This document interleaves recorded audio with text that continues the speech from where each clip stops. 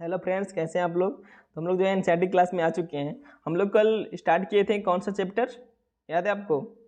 तो एनसीईआरटी के जो हिस्ट्री का जो एनसीईआरटी है इसमें क्लास 6 का हम लोग स्टार्ट कर चुके हैं। तो इसमें हम लोग जो है चैप्टर नंबर 4 को स्टडी कर रहे थे। ठीक है, यहाँ से हम लोग इसको सीख रहे थे।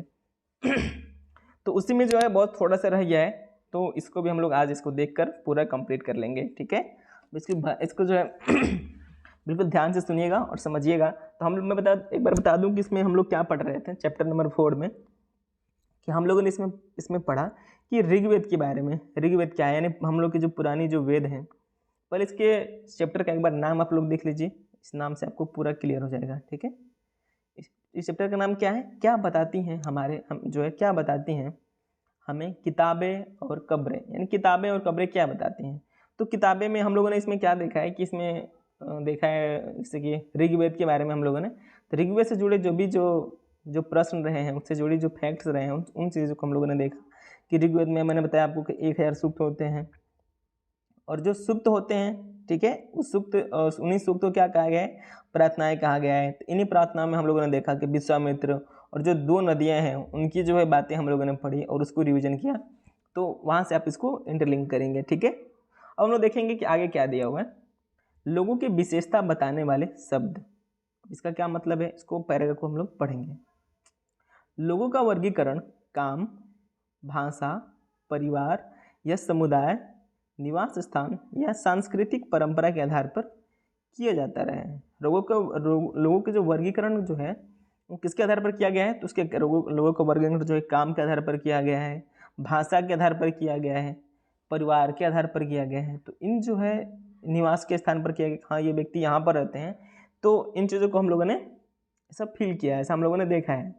ऋग्वेद में लोगों की विशेषता बताने वाले कुछ शब्दों को देखो। अब यहाँ पर कुछ शब्द मिलेंगे, उसको हम लोग देखेंगे जो है ये शब्द किसको बता रहे हैं। ऐसे 2 समूह हैं जिनका वर्गीकरण काम के आधार पर किया गया है। ठीक है, पुरोहित, जिन्हें कभी कभी ब्राह्मण कहा जाता था, जो क्या करते थे, पुरोहित जो लोग होते थे ये जो है तरह तरह के यज्ञ कराते थे और अनुष्ठान कराते थे। और दूसरा लोग कौन बताया गया है इसमें, तो राजा को बताया गया है। तो राजा के बारे में देखिए, मैं बता दूं, ये राजा जो है आज के जैसे राजा नहीं था। इस समय का राजा कैसे था, टट्टू राजा था। समझ रहे हैं आप, टट्टू मतलब जैसे कि मतलब इसके पास कोई पावर नहीं होती थी, आज की तरह कोई सेना नहीं होता था, कोई साम्राज्य नहीं होती थी, कोई इसके पास पदाधिकारी नहीं होते थे, कोई उच्च अधिकारी नहीं होता था, इनके पास कोई दार्शनिक नहीं होता था। ठीक है, तो ये जो है राजा कैसे होते थे, तो इन राजा के बारे में यहाँ पर दिया है जिनके बारे में हम लोग बाद में पढ़ेंगे। ये राजा वैसे नहीं थे। ठीक है, तो ये जो है ऋग्वेद में जो बताया गया है, तो ऋग्वेद में किसकी बात कर रहा है, तो ये ऋग्वेद में बात कर रहा है वैदिक काल की। ठीक है, तो वैदिक काल में जो है, वैदिक काल में यानी वैदिक काल के पहले जो ऋग्वैदिक काल है, ऋग्वैदिक काल में जो है पुरोहितों की और राजाओं की जो है यहाँ पर बातें आई थी। ठीक है, और दोनों का जो यहीं से विकास होना शुरू हुआ। इसका विकास ऋग्वेद में जो है थोड़ा सा उच्च रहा, फिर वैदिक काल में आकर क्या हुआ, कुछ अत्याधिक उच्च हो गया और यहाँ पर दोनों का काम जो है मतलब बंटने लगा। और यहीं पर से तो हम लोग स्टार्ट किए हैं। ठीक है ना, फिर यहीं से क्या मिलता है कि वैदिक काल में हम लोग को देखने को मिलता है कि कैसे जो है राजा जो है अपना पद जो है स्थायित्व कर लेता है और धीरे धीरे जो ये राजा विकास करता है और ये आज के राजा तक बन जाता है। उसमें का राजा कैसा था मैं आपको यहाँ ये बता दूं, बाकी जो आगे आएगा तो उसको हम लोग आगे पढ़ेंगे। तो इस समय के राजा के पास जो ऋग्वेद में है, यानी ऋग्वेद में का मतलब जो ऋग्वैदिक काल में है, तो इसमें का जो राजा होता था टट्टू राजा होता था। इसके पास कोई स्थायी सेना नहीं थी, इसके पास कोई जो पदाधिकारी नहीं होते थे और इसके पास कोई अपना महल नहीं होता था। ये राजा कैसा था, एक तरह से मान लीजिए एक तरह से युद्ध का नेतृत्व करने वाला एक सरदार मान सकते हैं, जो एक थोड़ा सा बलशाली हो। ठीक है, ये न तो बड़ी राजधानियों और महलों में रहते थे, मैंने बताया आपको, न इनके पास सेना थी, न ही ये कर वसूलते थे। आज के राजा क्या करते हैं, आज के राजा मतलब पहले के राजा जो जो हम लोग पढ़ेंगे मिडिवल में पढ़ेंगे, मिडिवल के बाद हम लोग जो उसके बाद जो आधुनिक में जो स्टार्टिंग के जो आधुनिक है वहाँ से हम लोग पढ़ेंगे। तो वहाँ पर देखने को क्या मिलता है कि जो राजा होते थे भाई काफ़ी पावरफुल राजा होते थे। इस अकबर को ही ले लीजिए, वो क्या है, पावरफुल है ना। जैसे कि अशोक को देखिए, अशोक क्या हुआ, एक पावरफुल राजा बना, कर भी वसूलते थे लोग, उनके पास सेना भी होती थी, उनके पास चाणक्य जैसे पुरोहित भी थे, बहुत बहुत लोग थे। ठीक है, राजा की मृत्यु के बाद उसका बेटा अपने आप ही शासक नहीं बन जाता था, एक बात यहाँ से और समझेंगे कि इसके बाद हम लोग देखते हैं कि कैसे जो है मौर्य युग में भी आप देख लेंगे तो क्या देखने को मिलता है कि चंद्रगुप्त मौर्य के जो बेटे हैं, और चंद्रगुप्त की जब मृत्यु होती है तो उनके जो पुत्र हैं बिंदुसार, वो गद्दी पर बैठ जाते हैं और वो राज करते हैं। उनकी मृत्यु के बाद कौन बनता है, तो बिंदुसार के जो पुत्र हैं अशोक, तो वो बैठते हैं। तो इस तरह क्या है जो है वंश के अनुसार जो है ये स्थायी है।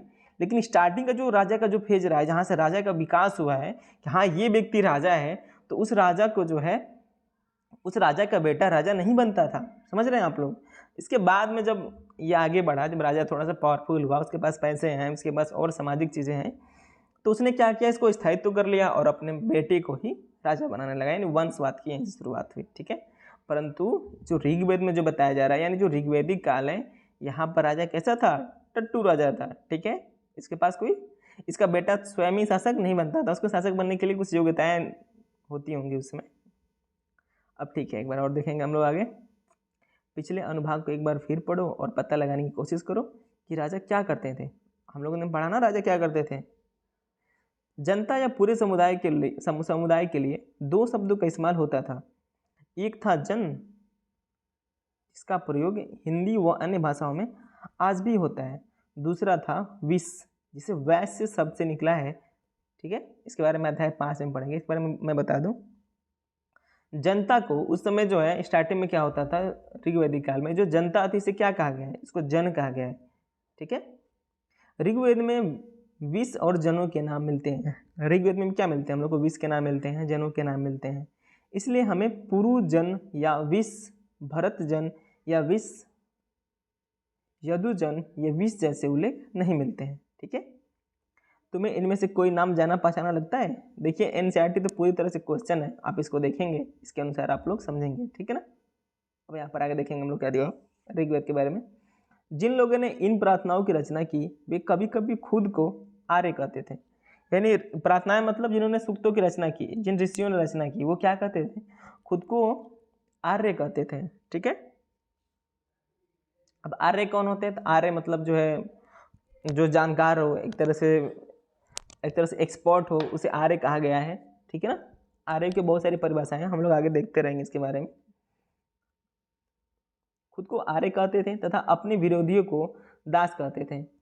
ठीक है। अब देखिए जो ऋग्वेद में जिन्होंने रचनाएं की, जैसे कि जिस ऋषियों ने रचनाएं की, वो अपने आप को क्या कर रहे हैं कि हम लोग आर्य हैं, और जो है और जो मतलब इन लोग के जो विरोधी हो रहे हैं, समझ रहे हैं, इन लोग के विरोधी जो हो रहे हैं, उन विरोधियों के इन्होंने क्या कहा है, ये लोग क्या हैं, दास हैं, यानी दस्यु कहा गया है। ठीक है।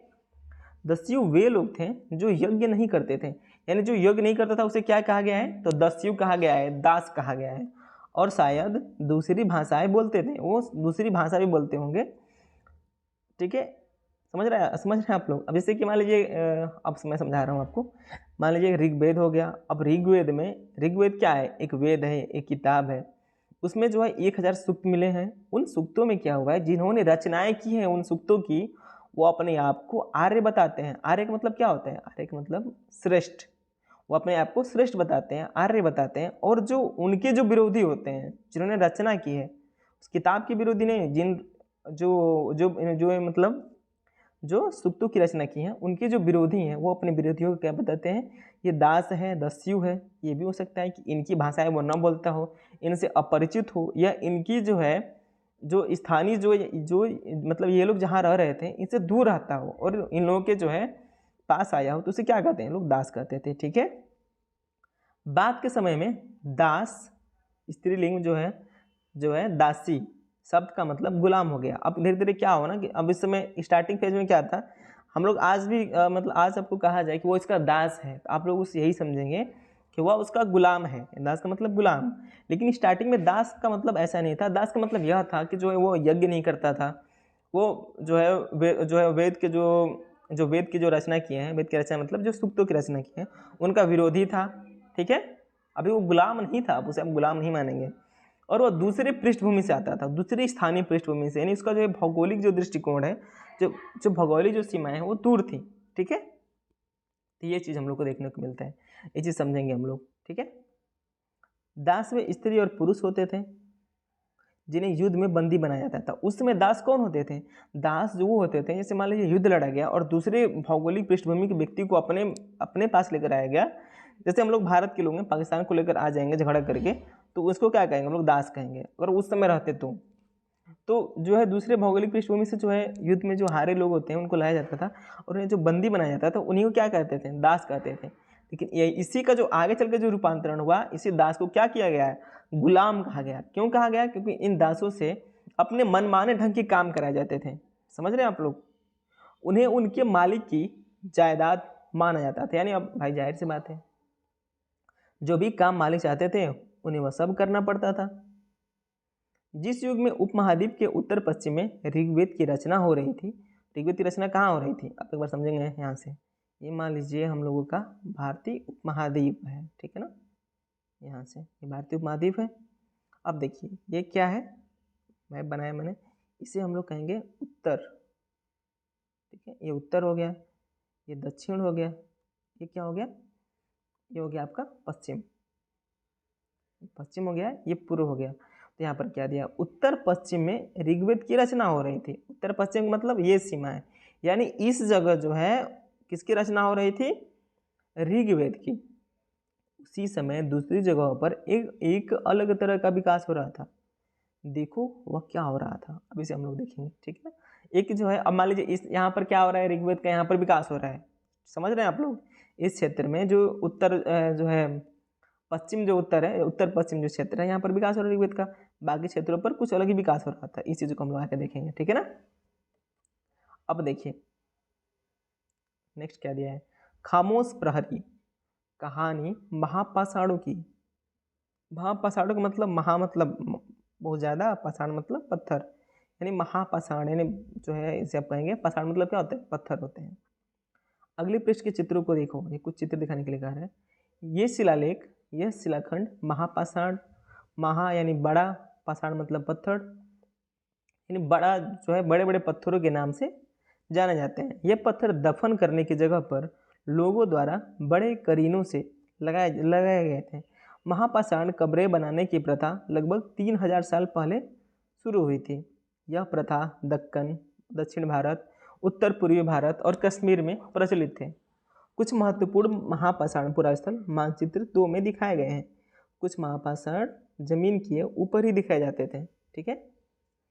कुछ महापाषाण जमीन के भीतर भी होते थे। अब ये महापाषाण का मतलब क्या बता रहे हैं कि महापाषाण मतलब जैसे कि पत्थरों के अनुसार क्या कर रहे हैं लोग जो है, इसमें देखिए क्या करते थे। कई बार पुरातात्विकों को गोलाकार सजाए हुए पत्थर मिलते हैं। अब देखिए पुरातात्विक जो आर्कियोलॉजिस्ट है उन्हें क्या मिला है? ये जो है गोलाकार जो सजाए हुए पत्थर मिले हैं, ठीक है?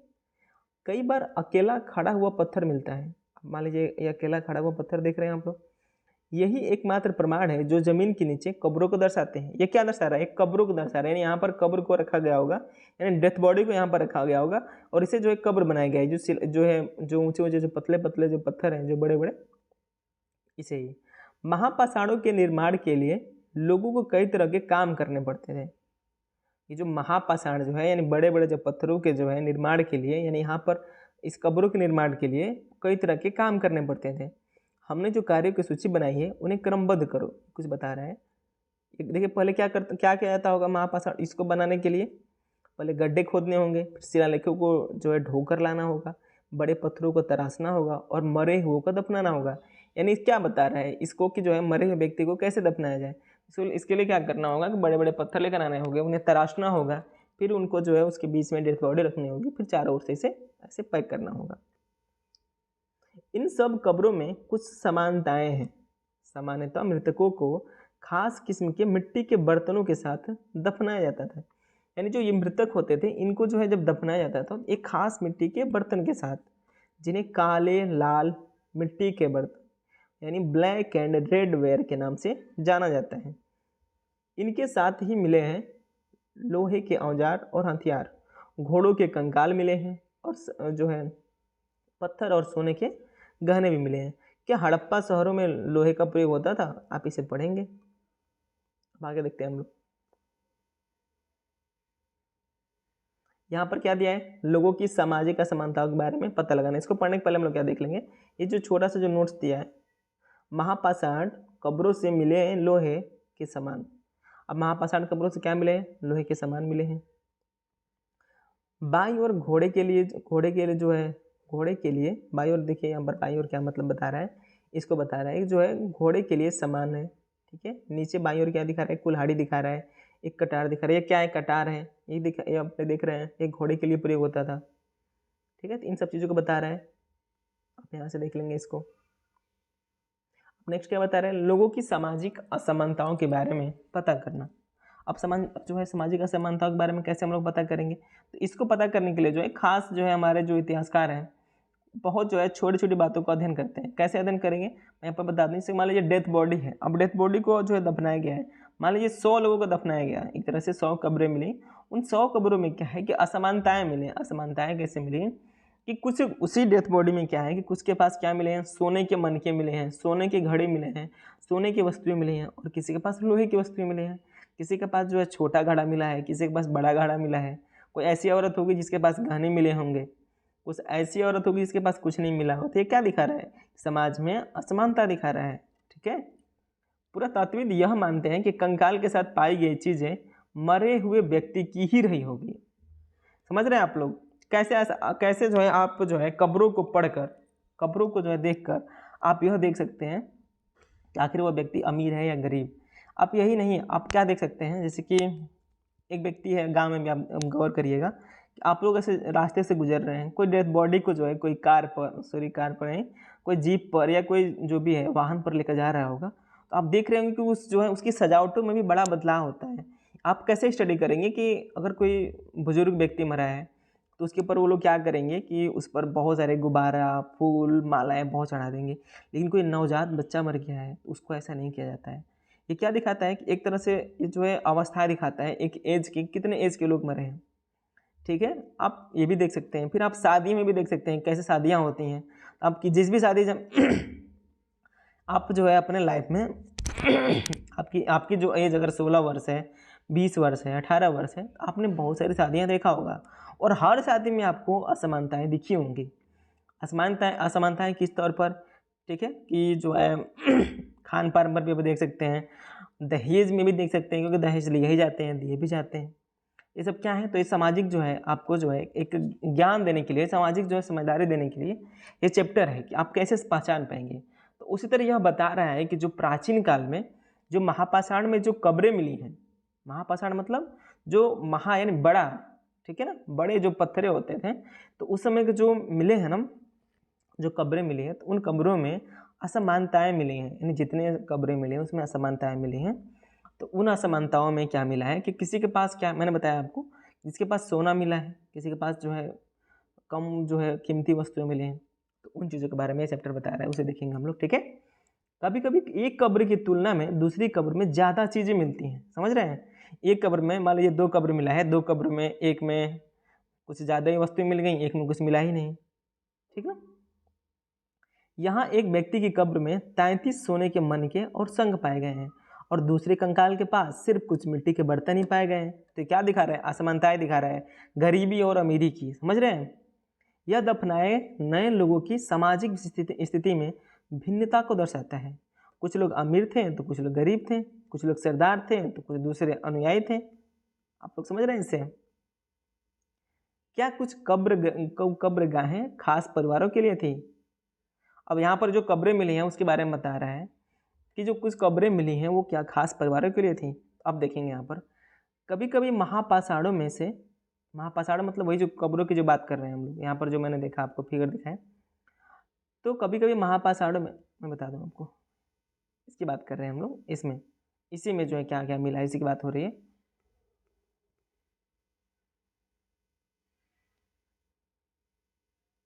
कभी कभी महापाषाणों में एक से अधिक कंकाल मिले हैं, यानी वे यह दर्शाते हैं कि शायद एक ही परिवार के लोगों को एक ही स्थान पर अलग अलग समय पर दफनाया गया होगा। बाद में मरने वाले लोगों को पोर्ट होल के रास्ते कब्रों में लाकर दफनाया जाता था। ऐसे स्थान पर गोलाकार लगाए गए पत्थर या चट्टान चिन्हों का काम करते थे, जहाँ लोग आवश्यकता अनुसार शव को दफनाने दोबारा आ सकते थे। अब मैं बता दूं आपको, जो हमारे इतिहासकार हैं, जो आर्कियोलॉजिस्ट हैं, उन्हें कुछ ऐसी कब्र मिली हैं, मान लीजिए एक कब्र होगा छोटा सा, इसमें ऐसी कब्रें मिली हैं जहाँ पर कई कंकाल मिले हैं, जैसे मान लीजिए 5-6 मिल गए, 7 मिल गए, यानी एक ही में। तो अब एक बार समझ सकते हैं कि एक ही बार किसी को उसमें दफनाया तो नहीं गया होगा। तो ये जो होल मिला है, अपने इस होल को जो देख रहे होंगे, जो होल मिला है, इसे क्या माना गया है कि एक तरह से मान लीजिए इसको कब्र बना दिया गया होगा, और एक ही परिवार के जब जब उसमें से जो लोग मर रहे होंगे उसको उन्हीं होल के माध्यम से उसमें ढकेल कर उसमें अंदर किया जा रहा होगा, और फिर उस होल को बंद कर दिया जा रहा होगा। और उसके बाद जैसे जैसे जितने उसके फैमिली मरते जा रहे होंगे उन सारे मेंबर को क्या किया जाता होगा, इसी में दफनाया जाता है, यानी एक कुल के व्यक्ति को इसी में दफनाया जाना, ठीक है ना। इसमें क्योंकि इसमें कई प्रकार के मतलब एक ही साथ 7-8 हड्डियाँ मिले हैं, 7-8 जो है कंकाल मिले हैं हड्डियाँ ने, तो ये इस चीज़ को दर्शाते हैं कि ये एक ही परिवार के रहे होंगे। यही क्या है, पोर्ट होल है, इसे मेन होल कहा गया है। इसी के अनुसार बना देंगे, फिर इसमें डेड बॉडी आ जाएगी। ये देखने में छोटा लग रहा है पर वास्तव में सामने से छोटा नहीं है, ठीक है ना। हम लोग आगे देखेंगे। इनाम गांव के एक विशिष्ट व्यक्ति की कब्र। अब इनाम गांव जो एक इनाम गांव है, इसमें से कुछ विशिष्ट व्यक्ति की कब्र मिले हैं। मानचित्र 2 में पृष्ठ 12। मानचित्र 2 देखते हैं भाई कहाँ है।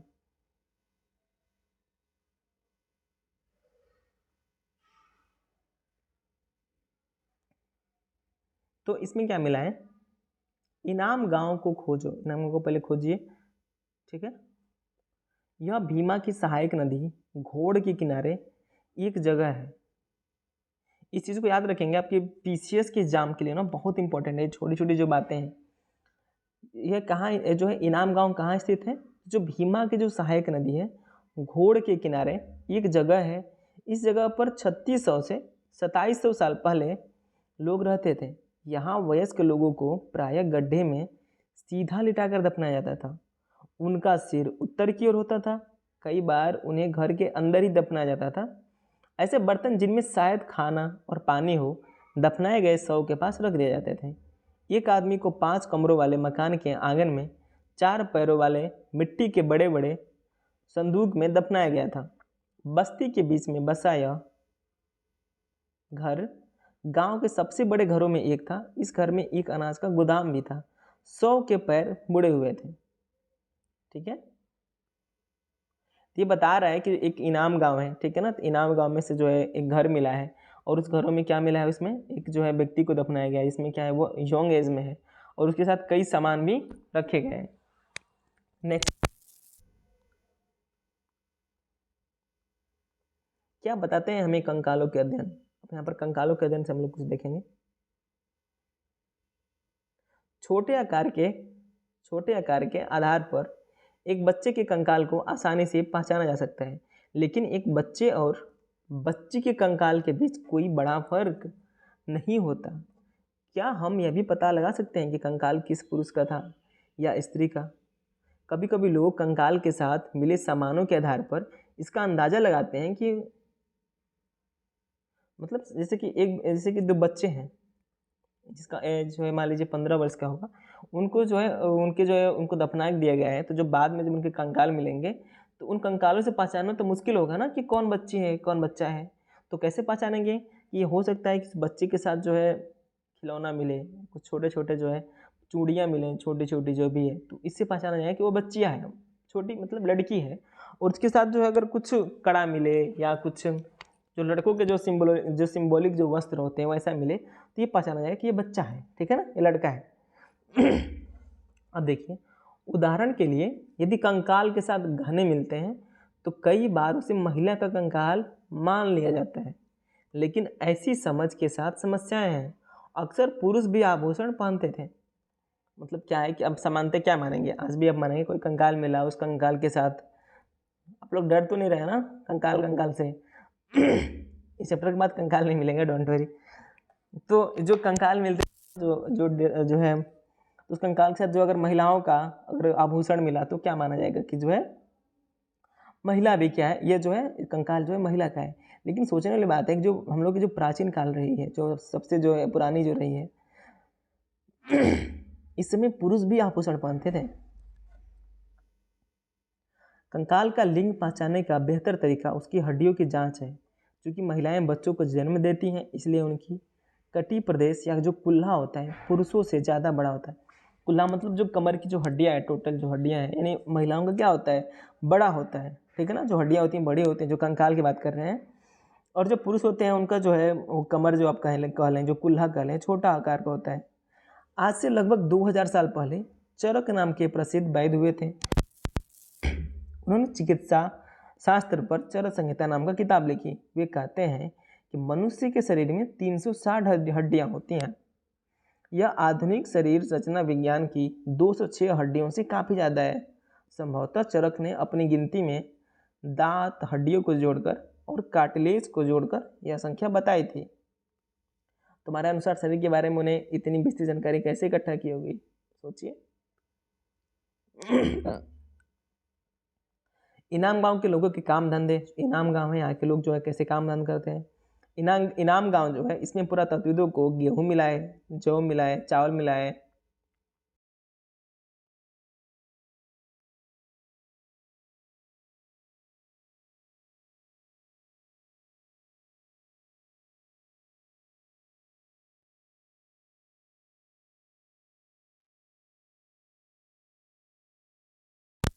मिला है। देखिए इनाम गांव जो है, इनाम गांव में क्या मिला है, चावल मिले हैं, चावल के बीज चावल मिला है, दाल मिला है, गेहूं मिला है, जौ मिला है, बाजरा मिला है, मटर भी मिला है, तिल भी मिला है और जानवर की हड्डियां भी मिली हैं। तो हड्डियों से क्या अनुमान लगाया गया है कि हड्डियों पर जो है जो हड्डी It's खाते 7:39 थे, p.m. इसको काटे होंगे इसीलिए। गाय, बैल, भैंस, बकरी, भेड़, कुत्ता, घोड़ा, गधा, सुअर, सांभर, हिरन, चितकबरा हिरन, ठीक है, कृष्ण मृग, खरहा, खरहा मतलब ऐसे खरगोश जानते हैं मतलब, नेवला, चिड़िया, घड़ियाल, कछुआ, केकड़ा और मछली की हड्डियां भी पाई गई हैं। यानी इन सब के क्या किए गए हैं, इन सारे की हड्डियां प्राप्त हुई हैं। ऐसे साक्ष्य मिले हैं कि बेर, आंवला, जामुन, खजूर और कई तरह की रस भरियां एकत्र की जाती थी, ठीक है ना। अब यहाँ पर आपके लिए कुछ क्वेश्चन दिया हुआ है, आप जो है चैप्टर 4 में एंशिएंट जो है एनसीईआरटी की, यहाँ से देखेंगे आप क्वेश्चन को भी सॉल्व कर लेंगे। अब यहाँ से क्वेश्चन बहुत बड़ा बड़ा नहीं है, फिर से सॉल्व करेंगे तो आपकी तरह से प्रैक्टिस हो जाएगा। और सिर्फ क्वेश्चन यही नहीं, आपको मेंस का जो इसमें जो लॉन्ग जो आंसर मिलेगा ना, आप उसे भी देखेंगे। तो फ्रेंड्स आज की क्लास में इतना ही। मैं आपको बता दूं कि ये जो क्लास है आपके वनडे एग्जाम के लिए, यूपी पीसीएस के लिए, यूपीएससी के लिए, आप किसी भी भारत के किसी भी एग्जाम में दे रहे हो जो कम्पिटेटिव एग्जाम है जिसमें जीएस जो है पूछा जाता है, तो आप एनसीईआरटी को पढ़िए। या आप क्लास 6 में पढ़ रहे हो तो आप इसको पढ़िए, पढ़ने का एक अलग नज़रिया मिलेगा आपको, एक अलग जो है सोच मिलेगी। तो फ्रेंड्स आज के लिए बस इतना ही। नेक्स्ट क्लास आपको जो है जो चैप्टर नंबर 5 है वो आपको नेक्स्ट लेक्चर में मिल जाएगा। फ्रेंड्स आज के लिए इतना ही। थैंक यू, धन्यवाद, बाय बाय।